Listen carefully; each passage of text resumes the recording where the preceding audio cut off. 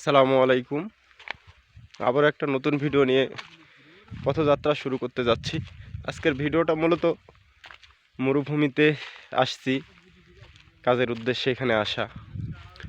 তো পাহাড়টা মোবাইলে ধারণ করতেছি, বাট কিন্তু অতটা বুঝতে পারতেছি না। কিন্তু পাহাড়টা দেখে এটা অজানা সত্য মনে হয়ে যাচ্ছে যে আসলে আল্লাহর কি অপরূপ সৃষ্টি, আল্লাহ চাইলে কি না করতে পারে। পাহাড়টা মিনিমাম প্রায় 5 থেকে 6 তালার সমতুল্য উঁচু হবে, মোটামুটি 70-80 ফিট উঁচা হবে। তো এই পাহাড়ে মাঝে মধ্যে কিছু গর্ত দেখতে পাচ্ছি, যে গর্তগুলো আসলে সীমাহীন, যেটাকে কখনোই আমরা হয়তো দেখতে পাই নাই বা দেখি নাই। এই গর্তগুলো আসলে কিসের? এখানে না কোনো হিংস্র প্রাণী থাকে, হয়তো হতেও পারে, বা কোনো কিছু। যেদিকে তাকাচ্ছি শুধু সেদিকেই সেই পাহাড় আর পাহাড়। চলে গেছে এদিক দিয়ে পাহাড়টা আসলে অনেকখানি মরুভূমির মধ্যে।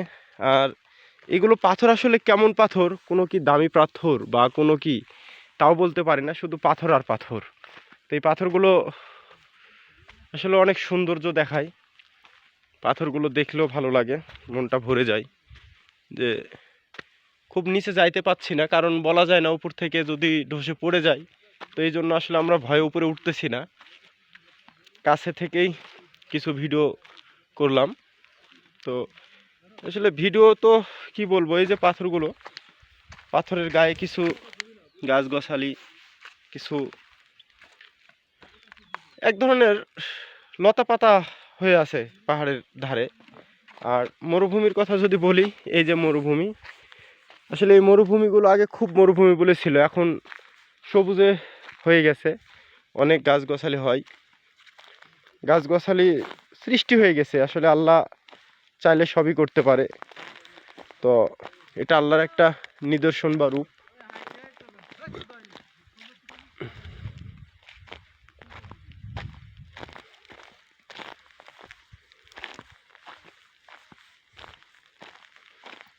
কত সুন্দর মনোরম পরিবেশ। আসলে এক সাইডে কিন্তু দেখেন চাঁদ, এখান থেকে দেখা যাচ্ছে এখানে চাঁদ, আর এক সাইডে দেখা যাচ্ছে সূর্য ডুবতেছে। এদিকে সূর্য ডুবতেছে আর এদিকে চাঁদ। আসলে সময়ের ব্যবধানে অনেক জায়গাতে অনেক কিছুই হয়। এটা মূলত আমরা আছি পশ্চিম দিকে, আর এটা পূর্ব দিকে। পূর্ব দিকে সূর্যটা উদিত হয়েছে এবং পশ্চিমে অস্ত যাচ্ছে, বাট অন্যদিকে এখন রাত। অনেক জায়গাতে এই সময়টাতে অনেক রাত হয়ে গেছে, কোথাও রাত 10টা, কোথাও 8টা, কোথাও 12টা, যেখানে যে অবস্থা, এটাই অবস্থা। কি বলবো আর। তো সবাই ভালো থাকবেন, সুস্থ থাকবেন। আর আমার এই ইউটিউব চ্যানেলটা সবাই একটু সাবস্ক্রাইব করবেন। নতুন ইউজার, আমরা ছোট ইউজার, নতুন করে হয়তো সবাই সহযোগিতা করলে আমরা ভালো কিছু হয়তো করতে পারবো ইনশাল্লাহ।